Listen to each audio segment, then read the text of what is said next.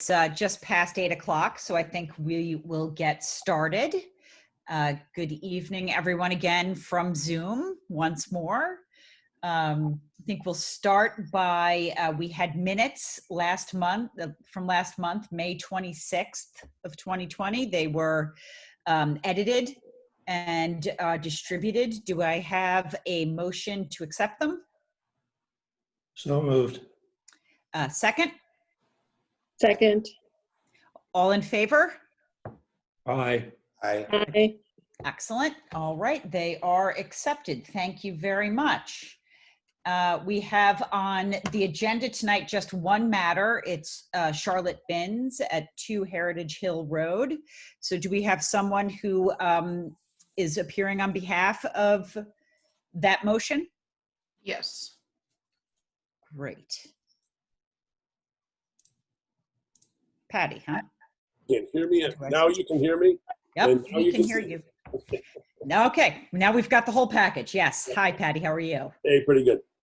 Good. All righty. So why don't you tell us about 2 Heritage Hill Road? Okay, do you want to share screen? Because I've got some images I can show. Yes. And just for the minutes, Yeah. Patty is the engineer. You're the engineer, correct? No, I'm the planner. The planner. The architect on it is Laura Wakefield, who is Okay. right over there in my office. Got it. The engineer on it is Hudson Engineering and Consulting. Okay. We also have a landscape architect on it, Susan Janchil, and other landscape architects, Planet Wild, who have been assisting the bins and figuring out how to make a 80,000 square foot property that's on the edge of the Irvington Woods, everything that it can be. Terrific. Okay. Thank you. So why don't you tell us about this proposal? Okay. Yeah, what I'd like to do is share the screen, if Sure. that's possible. Yeah, that'd be Yes, great. you should be able to share the screen, Patty. Yep. Terrific. And you're able to see it? Yes. Yes. Yep. Perfect. Okay, let me get back to the beginning on it. Okay, so this is the old pond house, which Howdy Marshall lived in for decades. He used to be chairman of the planning board. It was purchased by the Tishelman years ago. We had the opportunity of doing some work for them on it, which helped make the house even nicer. And then a little over a year ago, Charlotte and Daniel Bins bought the house, and they want to make it their own. And so they would like to build an addition on the house and reorganize some of the spaces on the first floor. If I go to the next slide, actually it means something. There's an ordinance in Irvington, which is a rather interesting one. I've never seen anything actually like it, but I'm used to Irvington, and it's, they have interesting ways of making things work well for the community. What it is that we're an 80,000 square foot lot in a zoning district that permits 20,000 square foot lots. So we are what the code refers to as being an oversized lot. If we were using the site coverage that's permitted for the IF20 zoning district, we would be able to have a footprint that's over 7,000 square feet. But because of the oversized provision, we have a restriction that we can't exceed what we'd be able to have if this was an 80,000 square foot zoning district. That initially sounds like it shouldn't be a problem, but because of some of the restrictions and the way it's calculated, we're ending up where we are 312 square feet over that limit without really having a fairly substantial addition. I'll show you what that really consists of so you can see it. And one thing I want to call your attention to is the section down here that says oversized lots. That's a direct lift from the code. I just copied it and pasted it here because they've got an example of how this is supposed to work, which says that if you had a site of 80,000 square feet, we're a little bit larger than that. They say in a 1F10 zone, we're in the 1F20, that you would use the 1F40 zoning district and you'd be permitted to have a 6,400 square foot site coverage. We're basically a 1F20 zoning district with an over 80,000 square foot, and we're requesting 6,076 square feet, which is actually less than that in the example.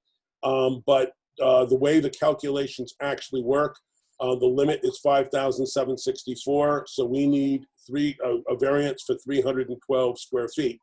What are you at now? What is the existing? Right now, it's a little over 4,000. It's about 4,000 and change. I've got that on one of the slides that we'll see in a minute. Okay. So this slide that I just put up is what we call, it's our demolition plan, but it shows the existing conditions of the site, and it shows some of the things that we're removing. For example, we're taking out a fairly large section of the driveway and removing that impervious surface. We're removing the existing large deck that's on the house, and we're proposing a new deck. And then in addition to that, we'll be building an addition along the south boundary of the property. This is the proposed, shows that driveway having been removed, shows the addition that we're proposing along the south side, which will have the kitchen, the dining room, and a screen porch facing towards Marshall's Pond, which is down this way. This drawing also shows the two-car garage that we're proposing. There's no garage on the property now, and the garage itself is over 600 square feet. So we're basically exceeding the coverage primarily to be able to create a garage more than anything else. What we provided to the planning board for their review was this sheet, which is probably too difficult to read in the small set, so I blew some of the pieces up. This is what's existing on the site. This is that 4,091 square feet of existing coverage. This shows what is currently on the property, including a fairly extensive number of stone retaining walls. There's about 600 square feet, 600 square feet of retaining walls, not really retaining walls, stone walls. They're actually not retaining, which we would like to leave on the site because we think they're, of interest historically. They're old walls that were there forever. A less sensitive, in my opinion, way of approaching this is we'd remove the stone walls and then we wouldn't need the variance. But I think we're losing something then that's part of the community. This is that same plan with the additions that we're proposing. This shows the 6,076 square feet of site coverage, including all of those stone walls remaining. What we don't get to do, and this is, it's unusual, but it's the way it's done in Irvington, the paving of the driveway is not included in that calculation. So the fact that we're giving up about 500 square feet of driveway doesn't factor into this being to our advantage. My perspective on it is if we're getting rid of 500 square feet, the fact that we're over 300 square feet and they're not counted in the same way, I think that should be taken into consideration, but that's really for you guys to figure out. This is the zoning table that we prepared. In the middle here, you see maximum lot coverage. If we're doing this as the 1F 20 zoning district, we're allowed 7,100, and I think that's 64 or 84 square feet. We're proposing 6,000, and we're 300 over. Down here is the calculation that explains how the lot calculation works using the IF80 zoning district, which is much more restrictive in terms of coverage. Here is that same list, but I've made a couple of points here that I think are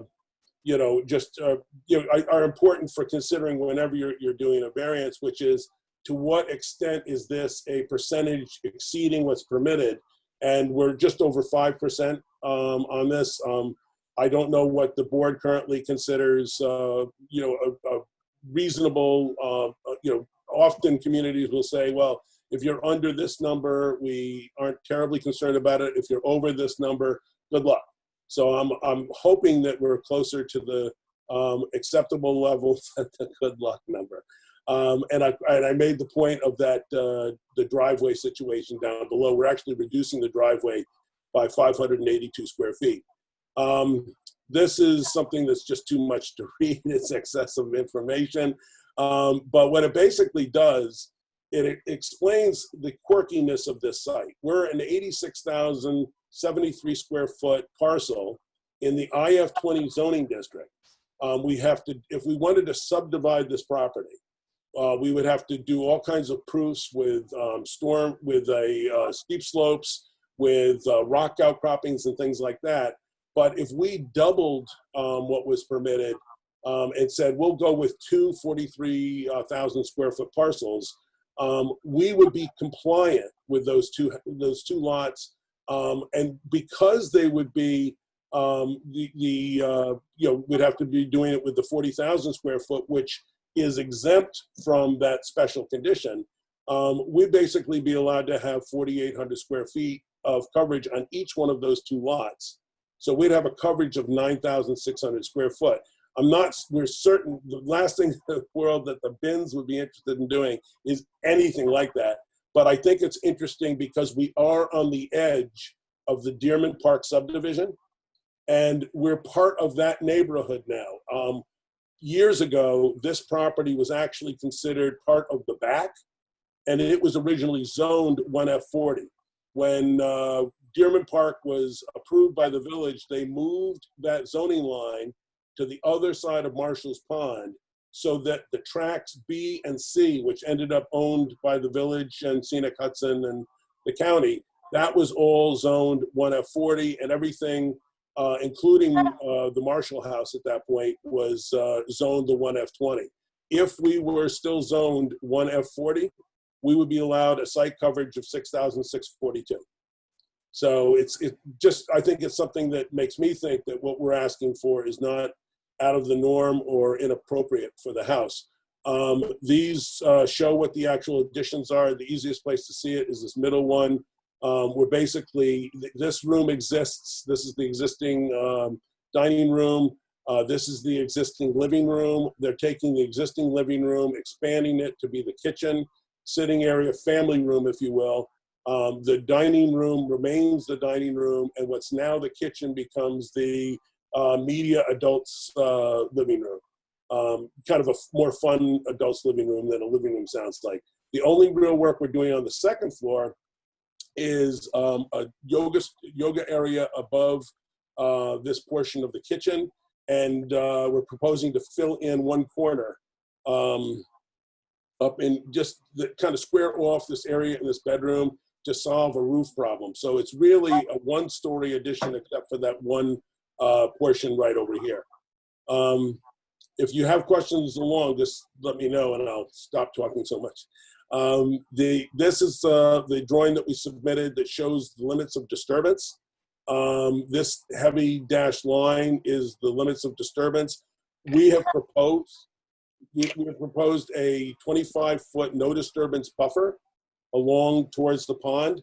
No construction is being proposed or change to the site is being proposed from the ground elevation 400, which is here, down. This all remains with the one exception that right now there are overhead wires with two poles, one here, one in this area. We're taking this pole out and we're burying the wires. So those wires will no longer be something that you notice as you walk between the property line and Marshall's Pond, because of course, this is one of the most popular ways of walking back into the woods.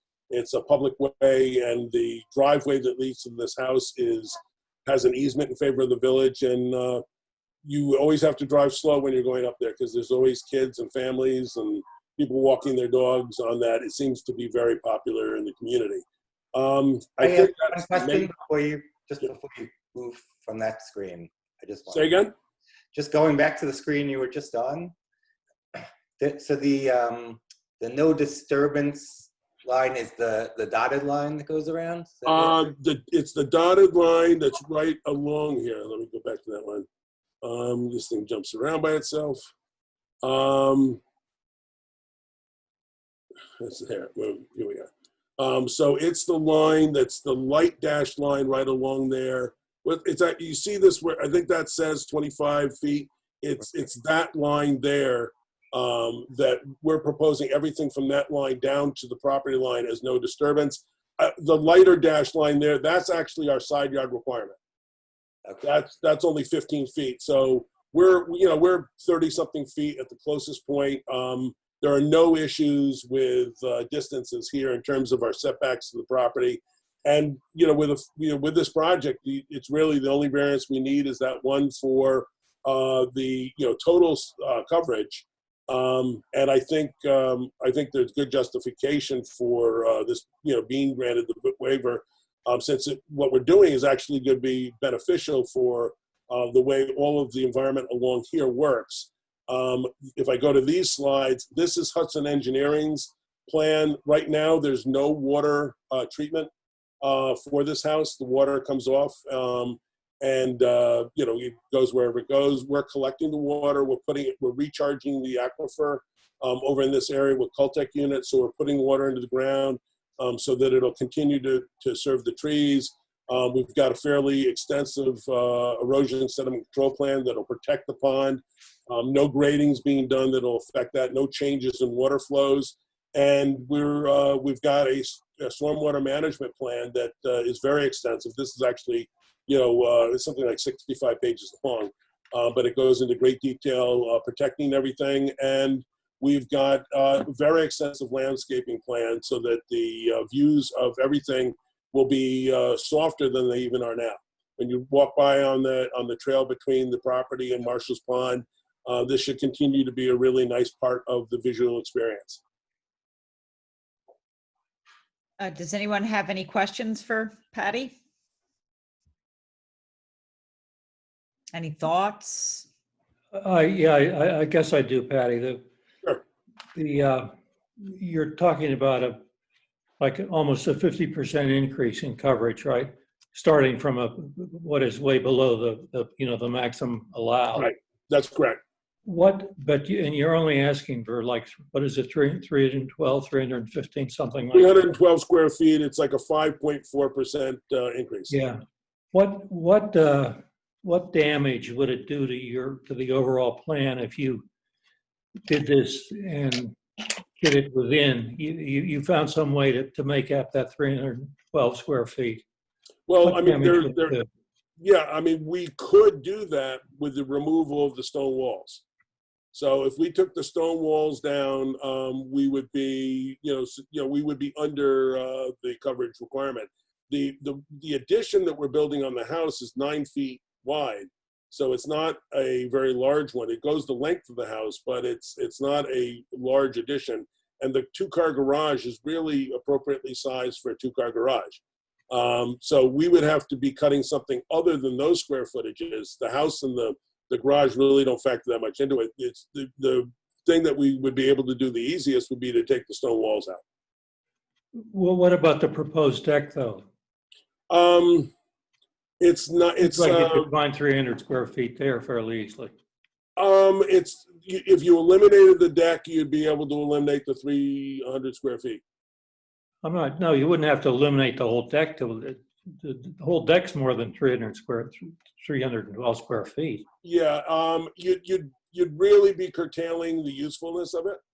I mean, right now they've got a deck that's larger than this deck on the house. The deck actually right now occupies this same area, coming down further closer to the pond, and goes back to the where the front of the house is, which is right about where my cursor is moving. And I mean, one of the things that's special about this house and this property is being able to sit outside and enjoy the pond. So far, almost every meeting that I've had with the client, we're sitting outside on their deck. It's something that's very useful and purposeful for them. Of course, I understand.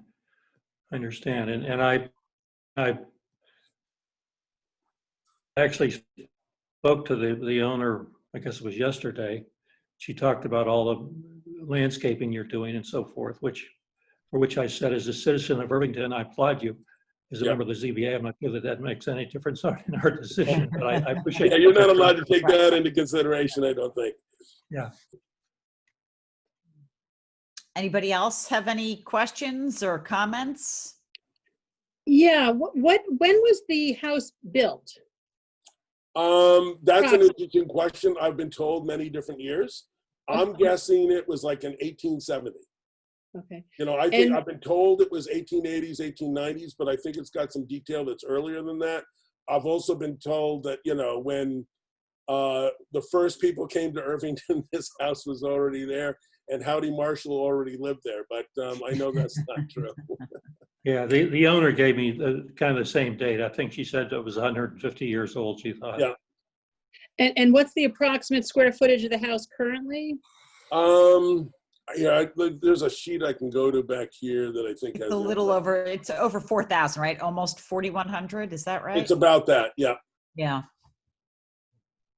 Okay, the house itself, well, the footprint of the house is 2897, which is, you know, that's, I mean, this house is comparable in size to the other houses that have been built in Dearman Park, and they've been built on 20,000 to 30,000 square foot lots, but because they're not larger zoning district lots, they're not restricted.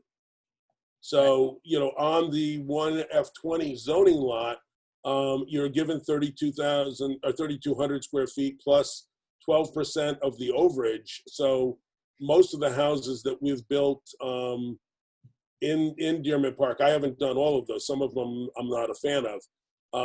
Obviously, I'm not a fan of the ones that I didn't get to do. But the size of this house is comparable to those houses. A difference here is we've got a detached garage instead of attached.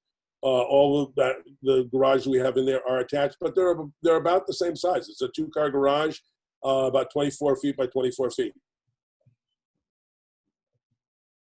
I wonder if Patty or anyone else on the zoning board knows any history about the change in the zoning that switched it to 20,000 square feet, and if we know if there was any rationale for that.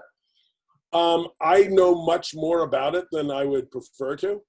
I was actually a partner in Westwood with 2 other people. I would describe it as the minority partner. I was not involved in tracks B and C at all.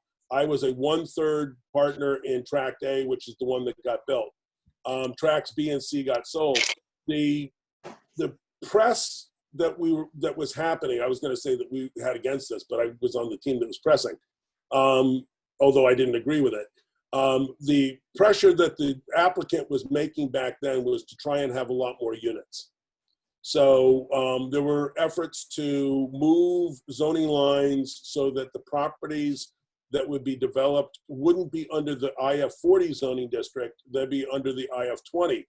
My approach, which didn't prevail, was that this whole project was one project, and we didn't really have a small lot part of it and then a big lot part of it. It was really the lots that fit best with the topography. But there was a concern that others had in the ownership team that they were trying to maximize density. So I've always thought that the moving of the 1F20 zoning district to the other side of Marshall's Pond was actually something that gave them, I think it was 4 20,000 square foot lots in tract B. But it's like one of those crazy things. All of this effort was for what? In the end, tract B was turned into open space. I don't know if that factored into what they got to sell the property to the village for. I don't know. I don't think it did. I think that was a negotiation that was based on appraisers, and I don't know how much they cared about the sizes of the lots. And in the end, Pat Gilmartin was the chair of the planning board for most of that. And I don't know how many of you know Pat well, but he was not a person who was ever manipulated or convinced to do something by a developer. He's one of the toughest guys I've ever talked to. He's really good. So all of those ploys, I think, were to no avail in the end. The reality is many of the lots in tract A are 30 up to 40,000 square feet. In fact, the lot that's closest to this, lot 13, is over 50,000 square feet. So any efforts anyone had of maximizing density, it didn't play in. At the same time, the line got moved. And it got moved, originally this property was part of the IF40. The line effectively followed the bottom of the hill so that the pond lane was where the line was between the IF-40 and the IF-20. The development team argued that it should be based on the watershed instead. And so what they did is they had the hydrologists figure out where did the water that went to the reservoir separate from the water that went to the river. So if the water went to the river, that was in the IF-20, and if the water went to the reservoir, that was in the IF-40.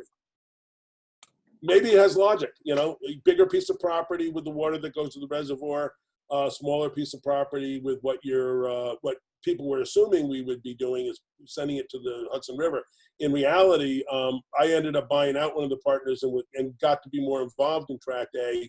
And what we actually did is we designed open ponds on the site so that all of our stormwater on site was able to be managed on site and stayed on site. We've got a very expensive concrete structure in one of those ponds so that when we would have a storm event that would breach a certain height, the water would go into the overflow and then make it to this pipe that we had to put in across the school's property out to Field Point. And then it would get to the Hudson River. But in all the storm events we've seen, and I've actually monitored a couple of, like during Sandy when we had heavy rainwaters, we've never reached that breach. So it works really well. The water stays on site. I think, from that standpoint, I think it was really a successful project. Great. But again, that's probably not what we're talking about tonight. Right. Any other questions, anybody? Or comments you want to make on this application? Just one thought, I guess. No, Yeah. Judge, go ahead. Yeah, no, I said I'm okay with what I see in the drawings and what I reviewed prior to the meeting. Yeah, what would you like to say, John? Well, I think all the discussion about the IF-20 and IF-40 is interesting, but I don't really think it's, as a member of the Zoning Board of Appeals, I'm not interested in taking that into account. I mean, everything we look at, if a decision had been made differently by somebody, Sure. it might affect the decision we make, but I think we deal with what we have in front of us. Yep. The history is interesting, but I don't think, just from my own standpoint, I'm going to make a decision based just on what I see in terms of the ZBA considerations and not the history and it would have been this and it could have been that. Yep. That's all I wanted to say. Okay. Anybody else have any comments? If not, I will make a motion. Patty, I think you've given us a lot of information tonight, a lot of very interesting information, but I agree with John, most of which we really can't consider.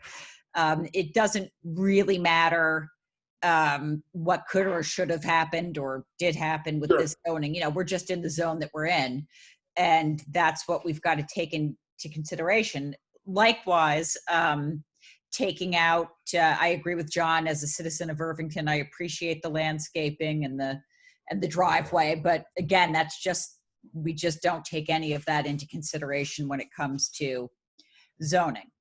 That said, it's a very modest number that you're looking for, 5.4% over allowable.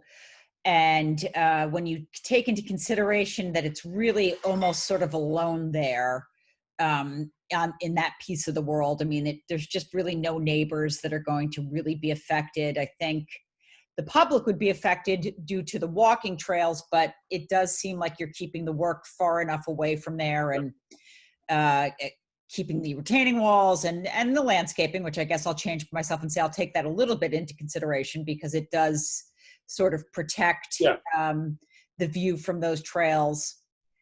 I don't really have a problem with this application, and so I will make a motion to approve it. Do I have a second? I'll second. Thank you. So we will go from top to bottom on my screen, which is probably different than everybody else's, but Judd, what do you say? I agree. I approve. Rosie? Yes, me too, approve. Ken Yes, I'm in favor. and John. Yes. All righty. Well, you got your variances, and I will send out the letter later this week. Well, I appreciate that very much, and I'm sure that the bins will invite you to their opening. I'm sure this was something they worried about, and I think you've reasoned it through well, and I appreciate that. No, Thank you very much. I appreciate it. Bye. Thank you, guys. All right. Well, thank you, everyone. It was good to see everybody virtually once again, and hopefully someday in person. But being up in Truro, I'm kind of appreciating the Zoom meetings at this point. Well, Excellent. Yeah, everybody be good and talk to you soon. See you next month. Yeah. Good Yeah. to Okay. Take care. All Bye-bye. right. Thank you. Bye-bye.